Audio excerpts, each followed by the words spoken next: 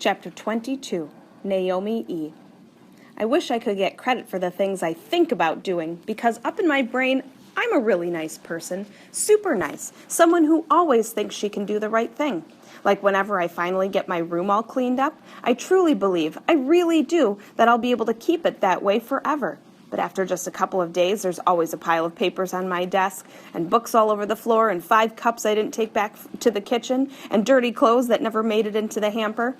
Because as Dad and I walked to the Y, I remember that all week I kept checking to see if the other Naomi got back to me about the upstairs-downstairs idea, but she never did.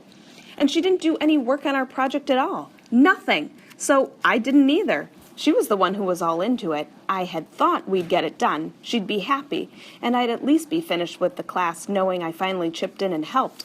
But the other Naomi gave up, so I guess we'll just have to hang our heads in shame when Julie asks if anyone wasn't able to get their project done in time. Don't forget, we're going out with Valerie and the girls after class, Dad says. We're walking fast because we always leave home later than we should. And Annie and Sho, I say. That's right. Annie will get to meet Valerie and Naomi, Marie and Brianna. Yeah, I say. Luckily, we make the endless night at Scary Boulevard, so I'm not super late, just regular late. I'm dreading class, but at least it ends today. Dad and I can go back to our lazy Saturday mornings, just the two of us. I say goodbye and walk down the make-me-choke from chlorine smell halls to the classroom, and as usual, I'm the last one there. The other Naomi is wearing this really cool turquoise shirt, and as I sit down next to her, I say, "That shirt looks so good on you." And she gives me a big smile, and I think, hey, everything is really going to be all right. Julie steps to the front of the room, and everyone goes quiet. I'm going to give you a few minutes right now to run through your projects, make sure everything's working, and then we'll move forward with presentations. A knot tightens in my stomach. We should tell her, I say to the other Naomi. Before everyone starts showing what they did, let's get it over with. When I was little, I used to like to pull a Band-Aid off slowly, underwater when possible, but now I believe in getting hard things over with quickly. The other Naomi is scratching at a tiny piece of something on the keyboard when she asks, "Tell her what?" What does she think? That we weren't able to finish, I loud whisper. That we don't have anything to show. Why won't she look at me? She says something really quiet, not at all to me under her breath. Is she scared? Come on, Naomi, I say. Let's tell her. But we did finish, she says louder now. Or I guess I should say I finished, since you, and then she's talking under her breath. The two girls sitting in front of us turn around and give us this long stare, a silent way of saying, "Be quiet." But the other Naomi is being plenty quiet now. What do you mean? She opens a project and starts playing around with it. I ask, hey, where are the stairs I put in? And then I realize that it's not even our project at all. It's something completely new, something I had nothing to do with. I made a new game since you didn't seem interested in it. I thought it was fun, so I did it, and it came out great, no thanks to you.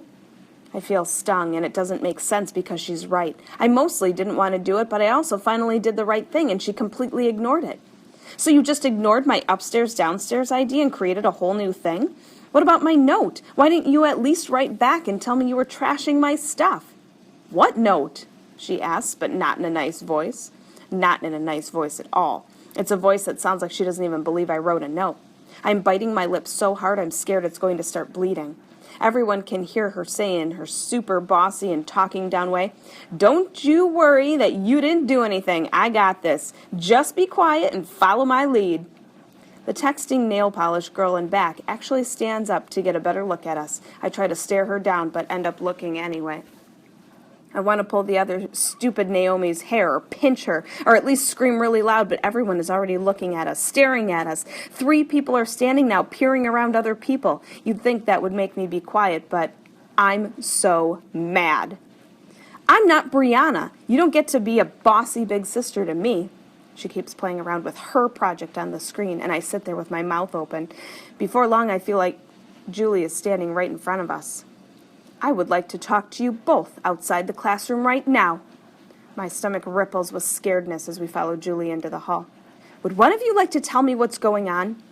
I think about starting when we first went to the other Naomi's house for dinner, how we had the same sneakers and Dad forced me to do this class so I'd have to spend more time with her, and then she announced to everyone that she did the whole project without me, but I don't think that's what Julie had in mind.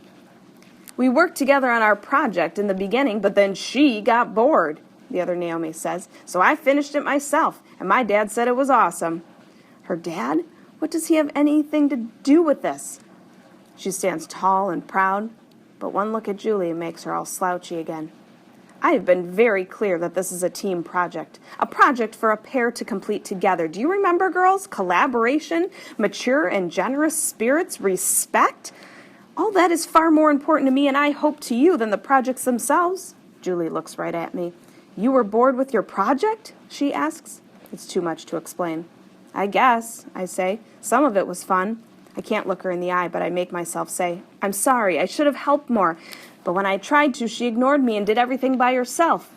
Julie looks right at the other Naomi now. If you really did the bulk of the work yourself, or with someone other than your partner, I'm sorry to say you can't be considered for the showcase. And then she really surprises me by bending over a little and drawing us both into a hug. But Duotech will always be here, you know. Maybe you can get together to work on a project and present it if you join us for the fall session. As we walk back to the room, I'm almost sure that the other Naomi is doing everything she can to not cry in front of everyone. She doesn't say a thing. She stands as straight as she can and walks back, then slinks into the seat, blinking a lot. I wish I had made her a costume back when I studied her. She could really use a confident costume right now. Everyone is looking at us, every single person. Nail polish girl is smirking. One girl who was absent for half the class is whispering with the girl next to her. I want to protect the other Naomi, and maybe myself too, from all the people who turn and stare. But all I can do is sit there and stare back, feeling awful.